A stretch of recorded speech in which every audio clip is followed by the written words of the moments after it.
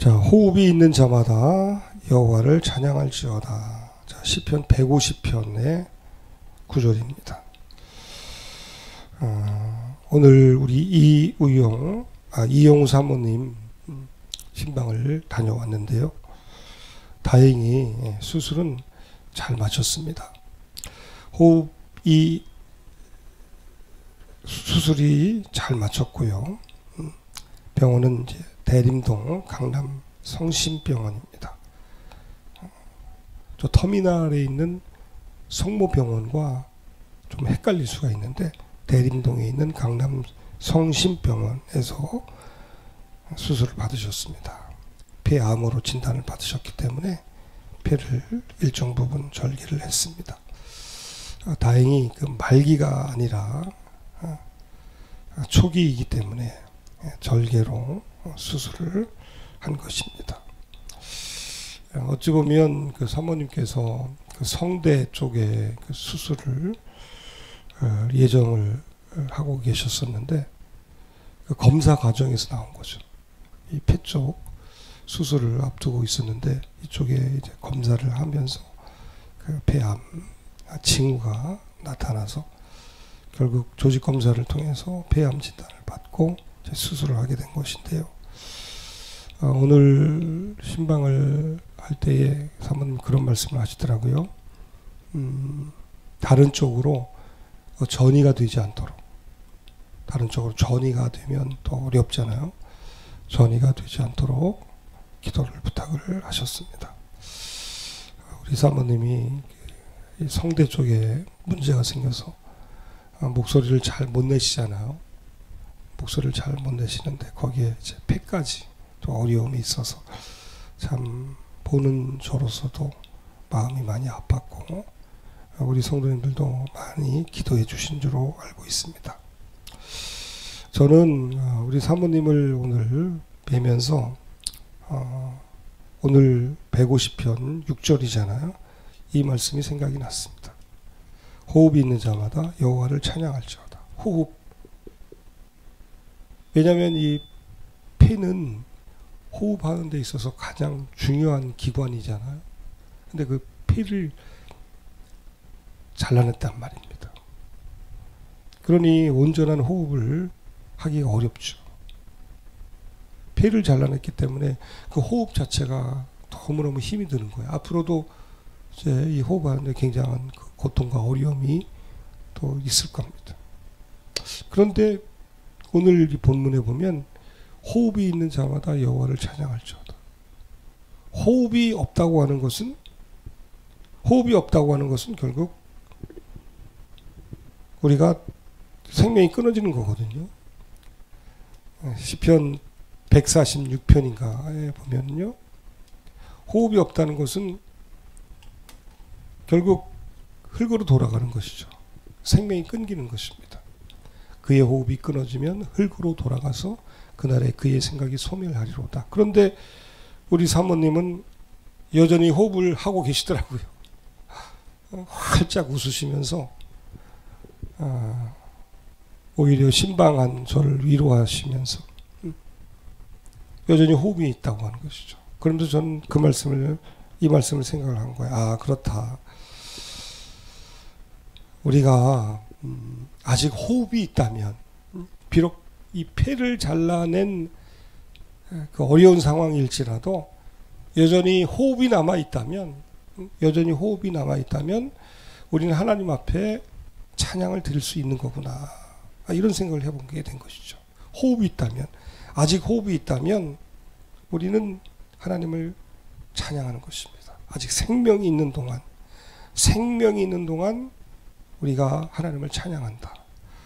물론 성경에 보면 이제 폐라는 그 기관이 직접적으로 나오지는 않고 이제 폐부라고 하는 구절이 예레미야서에 두 군데가 나옵니다. 예레미야 17장 10절과 20장 12절에 나오는데, 그런데 여기서 말하는 폐부는 사실은 그 신장, 콩팥을 말하는 것이지 오늘 이영우 사모님의 그 폐를 말하는 건 아니거든요. 폐부와 심장을 살피시는 하나님이시라는 건 사람의 가장 깊숙한 곳을 아신다고 하는 거거든요.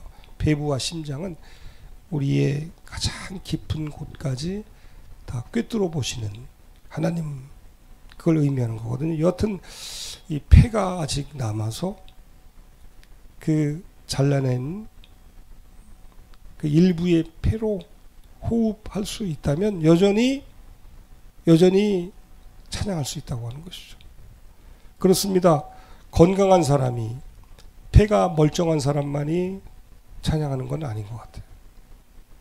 건강한 폐로 완벽한 호흡을 할 수 있는 사람만이 찬양하는 것이 아니라 폐암으로 폐를 잘라내고 남은 그 연약한 폐를 가지고서라도 아직 호흡을 할 수 있다면 여전히 우리는 찬양할 근거와 이유가 있다.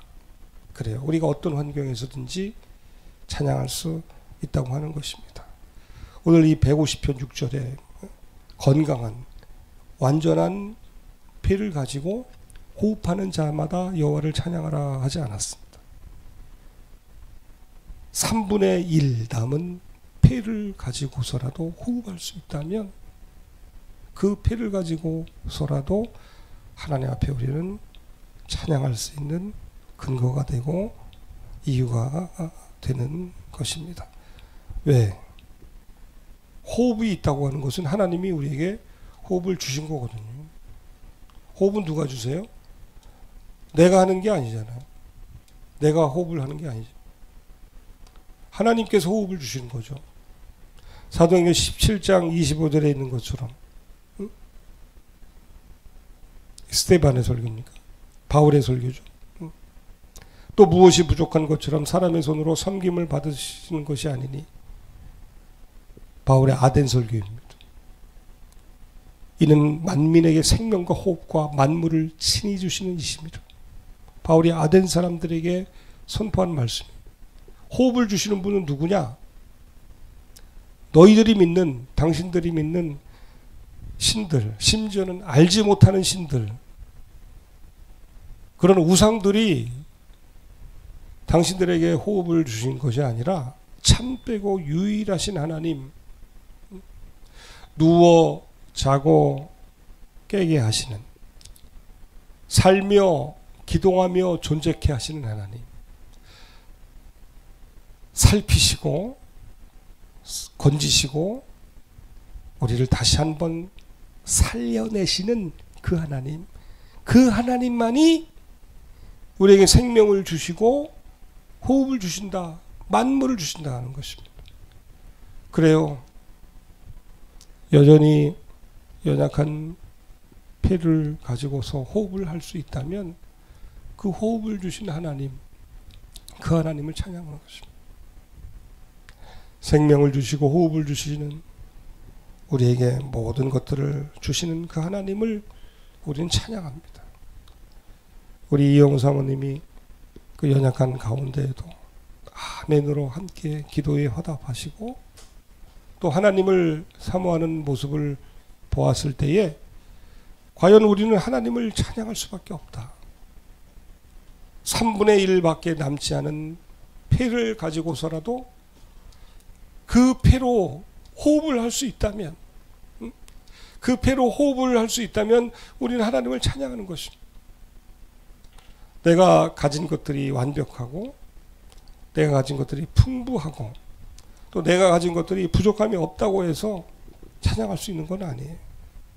오히려 내가 가지고 있는 것들이 차고 넘친다면 우리는 오히려 그런 것들에 사로잡히고 그런 것들로 인하여 오히려 하나님을 향한 찬양을 잃어버릴 수가 있습니다. 감사할 것들이 우리 삶에 많이 있지만 오히려 그런 것들로 인하여 우리가 감사를 잃어버릴 때가 얼마나 많아요. 그런데 여러분, 3분의 1밖에 남아있지 않은 폐를 가지고 호흡을 한다는 말이에요. 그래서 우리는 오늘 본문처럼 호흡이 있다면, 호흡이 거칠고 호흡이 힘들고 도저히 호흡할 수 없는 어려움에 있다고 하더라도 일단 우리에게 생명과 호흡과 만물을 주신 분은 누구시라고요? 여호와 하나님이시기 때문에 우리는 연약한 힘든 호흡을 가지고서라도 주님을 찬양하는 줄로 믿습니다. 그래서 오늘 이 금요기도의 시간에는 특별히 우리 사모님을 위해서, 그리고 또한 그 이영우 사모님처럼 여러 가지 어려움 가운데, 힘든 조건 가운데 있는 분들을 위해서 기도했으면 좋겠어요. 이사야 41장 10절을 붙들고 우리가 기도하기를 원합니다. 몇 구절을 말씀을 드리려고 합니다. 먼저 이사야 41장 10절을 함께 읽어보죠. 시작. 두려워하지 말라. 내가 너와 함께 함이라. 놀라지 말라. 나는 내 하나님이 됨이라. 내가 너를 굳세게 하리라. 참으로 너를 도와주리라. 참으로 나의 의로운 오른손으로 너를 붙들리라. 아멘. 오늘 우리가 이 말씀을 붙들고 기도했으면 좋겠어요. 우리 사모님뿐만 아니라 우리 모두가 다 어떤 환경에서든지 우리에게 생명을 주시고 여전히 호흡을 주시고 만물을 주셨다면 우리는 두려워하지 아니하며 우리를 붙드시는 하나님을 바라보며 기도할 수가 있습니다. 또한 하나님은 우리 사모님처럼 어떤 자들을 가까이 하시고 구원하십니까? 한번 읽어볼까요? 여호와는 마음이 상한 자를 가까이 하시고 충심으로 통회하는 자를 구원하시는도다. 아멘. 비록 웃고 계시지만 얼마나 마음이 어렵고 무겁겠습니까? 그래, 우리가 그런 일들을 자주 만납니다. 예상하지 않았던 현장 속에서 여러 가지 일들과 사건으로 인해서 우리의 마음이 상하고 우리의 마음이 충심으로 통회할 수밖에 없는 그런 상황에 있을 때에 우리 하나님은 우리를 가까이 하시고 오직 우리를 구원하시는 줄로 믿습니다. 또한 고린도후서 4장 16절의 말씀을 붙들었으면 좋겠어요. 우리 사모님이 겉사람은 점점 낡아지고 연약해지잖아요. 우리 또한 그렇습니다. 어느새 우리의 이 모습이 점점 후패해 가지만 그러나 속사람은 날로 세워지도. 바로 그래요. 시편 92편의 말씀처럼 늙어도 결실하며 열매가 풍족하며 빛이 청청한. 우리가 왜 낙심하지 않을 수가 있습니까? 우리의 겉사람은 낡아집니다. 늙어집니다. 그러나 늙어도 결풍청하는 은혜. 약하지만 늙었지만 병들었지만 결실하며 풍족하며 청청한 은혜. 겉사람은 낡아지지만 속사람은 날로 새로워지는 은혜가 우리 사모님에게 우리 모두에게 있게 되기를 바랍니다. 또한 시편 73편 26절의 고백처럼 내 육체의 마음은 허약합니다. 쇠약합니다. 수술로 인하여 기나긴 질병으로 점점 쇠약해지고 약해가지만 그러나 하나님은 내가 의지할 수 있는 우리의 반석이 되시고 우리의 영원한 분기시며 기업이 되시는 줄로 믿습니다. 내 육체와 마음이 쇠약하면 쇠약해질수록 살아계신 그 하나님을 바라보며 기도하는 의지하는 그런 시간이 됐으면 좋겠고요. 마지막으로 한 구절 더 읽어보도록 합니다. 평안을 너희에게 끼치노니 곧 나의 평안을 너희에게 주노라. 내가 너희에게 주는 것은 세상이 주는 것과 같지 아니하니라. 너희는 마음에 근심하지도 말고 두려워하지도 말라. 아멘. 우리가 오늘 이 말씀을 붙들고 함께 기도했으면 좋겠습니다. 하나님께서 우리에게 호흡이 있는 자마다 여호와를 찬양할지어다. 그래요. 아직 3분의 1 남은 패로 아직 호흡할 수 있다면 어떤 상황이라도 어떤 두려운 상황이라도 낙심할 만한 상황이라도 육체와 마음이 쇠약하고 곤고할지라도 세상은 우리에게 두려움을 심어주고 불안과 초조를 주지만 두려워할 만한 상황과 조건이 많지만 그러나 아직 우리가 호흡이 있다면, 아직 우리에게 생명이 있다면, 생명을 주셨고 호흡을 주신 그 하나님을 바라보며 이 시간에 우리가 함께 기도했으면 좋겠습니다. 우리가 오늘 기도할 때에 우리가 주님 한번 외치고, 특별히 우리 이영우 사모님을 위해서, 우리 자신을 위해서, 또 우리 자녀들을 위해서 어떤 환경에서든지 믿음으로 기도할 수 있게 해달라고. 이 시간 우리 주님 외치고 3번 외친 다음에 함께 기도하겠습니다.